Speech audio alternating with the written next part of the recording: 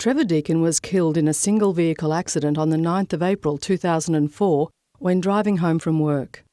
He had just finished his second 12-hour night shift at the mines and was in a hurry to get home for the Easter break.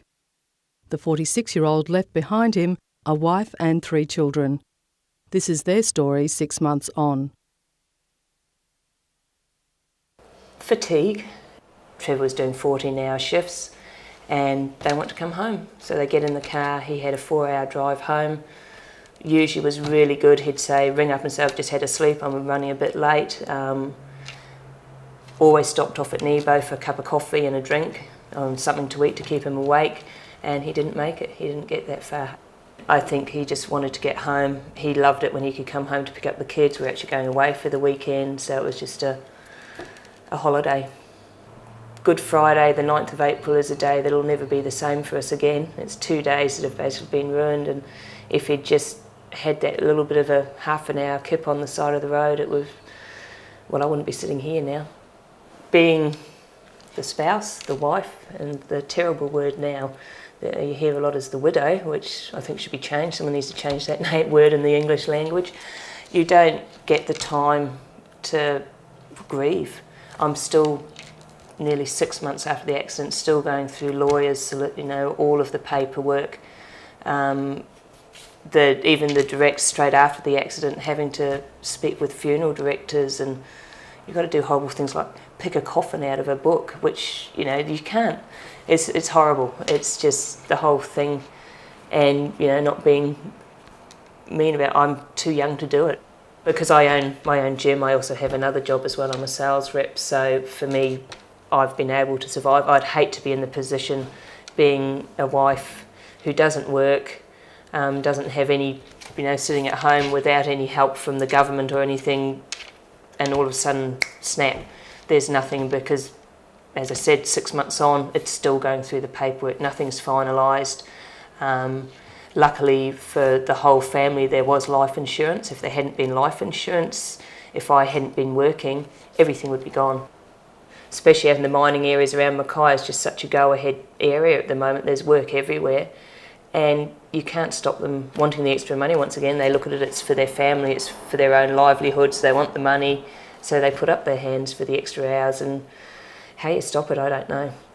Well, my main saying is there's no point rushing home to your family if you don't make it. There's your children, your wives, your husbands, mothers, fathers, uncles, brothers. There's so many people that suffer. Think about your family. Don't rush. Take care. Nothing can replace Trevor. So, yeah, don't do it. If you don't have to, it's really, money isn't everything. People are everything, and we can't replace lives. Physical things, cars, whatever, they can be replaced. A life can't. If a driver falls asleep for just 4 seconds while travelling at 100 kilometres an hour, the car will have gone 111 metres without a driver in control. A fatigued person fighting to stay awake can slip into microsleeps, nod off. These typically last between 2 and 30 seconds. Microsleeps are more likely when you are performing monotonous tasks, such as driving. Fatigue is one of the fatal 4. The others are speed, alcohol, and frustration. I just thought, I don't think it's fair that anyone else should have to go through what our family went through when we lost Dad. It's just not a good thing to feel. Well, it's pretty much changed my life. I can never see my dad again. There's not much that I can really say.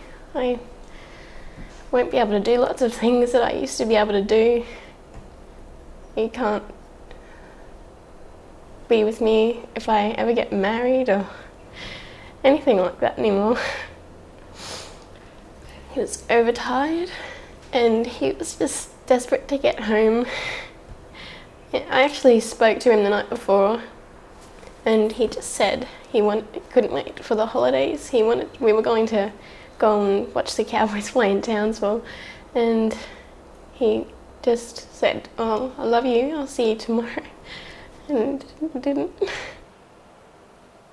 So many people die on the road on the holidays, and it's just not something that's necessary. It doesn't need to happen. It's just something that can be prevented. The few hours it takes to have a rest can help you gain time with your family in the long run, really. If you don't make it home, they'll never see you again, and those few hours can make all the difference. Fatigue is 3 times more likely to be a factor in a workplace incident than alcohol. By the time you show the signs of fatigue, yawning, heavy eyes, blurred vision, reduced concentration, fatigue has already set in. Second wind is a misnomer. In fact, your brain has switched off the alarm signals to try and conserve energy. You are still fatigued, you're just not receiving the warning signs. Kurt's 21st, which was only 8 weeks after the accident, Trevor should have been there to do a speech for him. We had to get his uncle to do it. It's just so many things don't seem right. And we've got year after year of going through so many things not being right because Trevor isn't there. And for me, my whole life doesn't feel right. There's just a big emptiness that should be there, and he's not there. My bed's empty, my heart's empty.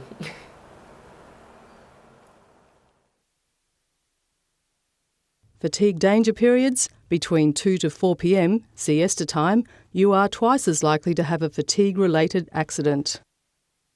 Between midnight and 6 a.m, sleep time, you are 6 times more likely to have a fatigue-related accident. Statistics show we can engage in a risky behaviour 600 times and 599 times will not be harmed. A 10-minute nap is sufficient to keep you alert for the next hour. Hi, my name is Cassie, and I'm a real person, not an actor, and I live in Mackay. In Easter 2004, my dad died in a car crash. There were no kangaroos, no speeding, no careless drivers. He just fell asleep at the wheel on his way home from the mines to be with us, and he never woke up. Please, if you're a dad, a son, or a mother, daughter or wife, don't drive tired. The consequences are just too much. You don't know what you're leaving behind.